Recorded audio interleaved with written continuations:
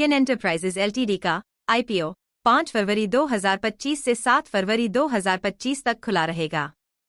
इस आईपीओ के माध्यम से कंपनी ₹83.65 करोड़ जुटाने का लक्ष्य रखती है। आईपीओ की मुख्य जानकारी। इश्यू साइज कुल 88,99,200 इक्विटी शेयर, जिसमें से 61,99,200 शेयर फ्रेश इश्यू के रूप में और 27 lakh share offer for sale के तहत जारी किए जाएंगे।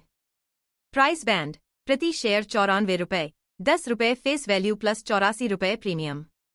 लॉट साइज न्यूनतम 1,200 शेयरों का एक लॉट, यानी न्यूनतम निवेश 12,800। लिस्टिंग NSE SME प्लेटफॉर्म पर 12 फरवरी 2025 को प्रस्तावित। Grey market premium GMP।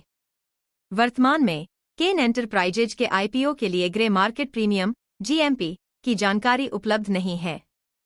Disclaimer. यह जानकारी केवल शैक्षिक और सूचना उद्देश्य के लिए प्रदान की गई है। कृपया ध्यान दें कि स्टॉक मार्केट में निवेश जोखिमों के साथ आता है और किसी भी प्रकार का निवेश करने से पहले अपने वित्तीय सलाहकार से परामर्श लें। हम किसी भी प्रकार के निवेश, व्यापार या वित्तीय निर्णय के लिए जिम्मेदार नहीं हैं। निवेश से प्राप्त धन का उपयोग।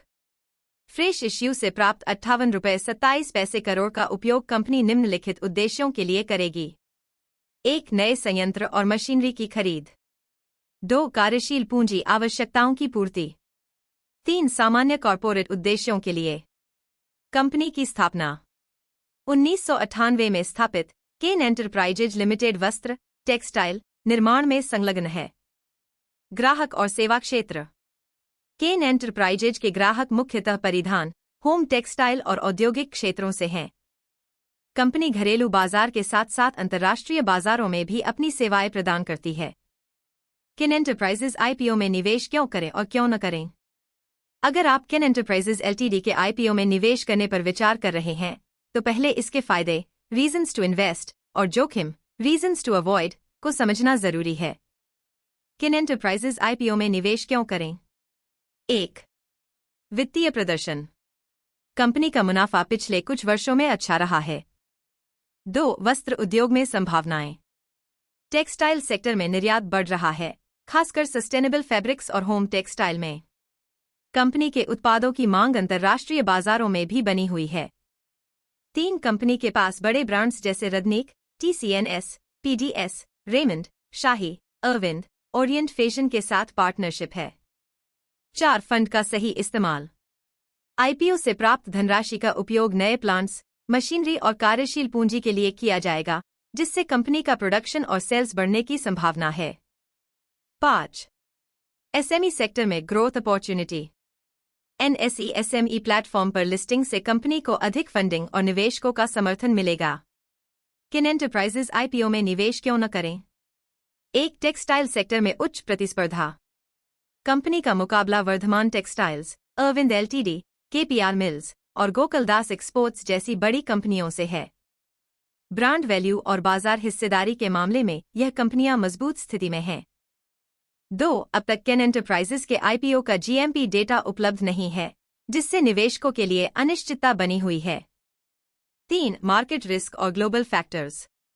टेक्सटाइल इंडस्ट्री में कच्चे माल की कीमतों में उतार चढ़ाव और महंगाई का प्रभाव अधिक पड़ता है। 4. लिक्विडिटी रिस्क SME आईपीओ होने के कारण। 5. वैल्यूएशन की चिंता। वस्त्र उद्योग में कुछ और भी जोखिम जुड़े हुए हैं। यहां कंपनी से जुड़े प्रमुख जोखिम दिए गए हैं। 1. कंपनी अपने उत्पादों के निर्माण के लिए थर्ड पार्टी निर्माताओं पर निर्भर है। 2. नियम की अनुपालन। 3. ट्रेडमार्क पंजीकरण नहीं हुआ। 4. कंपनी ने अतीत में नेगेटिव कैश फ्लो अनुभव किया है। 5. केवल एक भौगोलिक क्षेत्र में परिचालन, लोकल रिस्क। कंपनी का पूरा व्यवसाय केवल इचलकरंजी, कोल्हापुर, महाराष्ट्र में केंद्रित है। अगर इस क्षेत्र में प्राकृतिक आपदा, सामाजिक अशांति या अन्य स्थानीय समस्याएं आती हैं, तो इसका बड़ा प्रभाव पड़ेगा। 6. प्रमोटर्स और निदेशकों की व्यक्तिगत गारंटी। 7. कंपनी के स्वामित्व वाली संपत्ति नहीं। 8. वस्त्र उद्योग मजदूर केंद्रित है। अगर हड़ताल, मजदूरों की कमी, वेतन विवाद या कार्य रोकने जैसी समस्याएं आती हैं, तो उत्पादन और व्यवसाय प्रभावित हो सकता है। निष्कर्ष: निवेश से पहले सावधानी बरतें। किन एंटरप्राइजेज आईपीओ में निवेश करने से पहले इसके जोखिमों का मूल्यांकन करना जरूरी है।